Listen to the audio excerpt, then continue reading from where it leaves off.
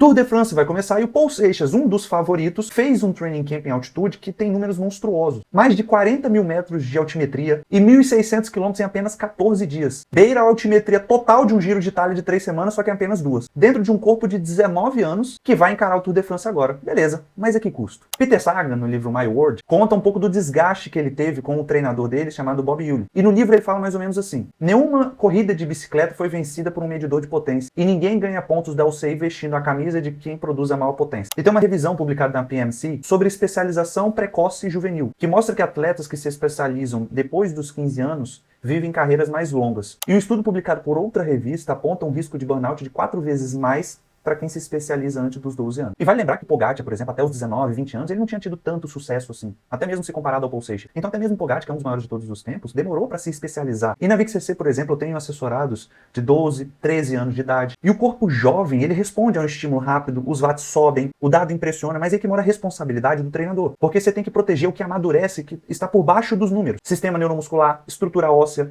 esse saber lidar com o sofrimento. Por exemplo, o Sagan, no livro, consta que construiu o instinto de corrida dele fazendo downhill e andando de motocross lá na Eslováquia. E ganhou um repertório motor antes mesmo de fazer planilha. E a pergunta que fica é, o Paul Seixas, ele vai ser um próximo Ben Hinault? Ou estão levando ele a um limite físico e mental cedo demais? O talento dele é indiscutível, ele vai ser o ciclista mais jovem desde 1937 a estrear no Tour de France. E assim, respondendo aquela pergunta, o que vai tornar ele uma lenda ou apenas uma promessa é a gestão de carga desses próximos 5 anos. A forma como o corpo dele vai absorver esse desgaste das grandes voltas em cima de uma estrutura que ainda está amadurecendo, tanto fisicamente quanto mentalmente. E assim, precocidade brilhante e longevidade, elas caminham juntas, mas quando existe alguém protegendo o próprio atleta do talento dele mesmo. E qual que é a sua opinião? Você acha que o Seixas vai surpreender nesse Tour de France? Deixa aqui nos comentários. E se você gostou desse conteúdo, já segue a VixCC para mais. Um abraço.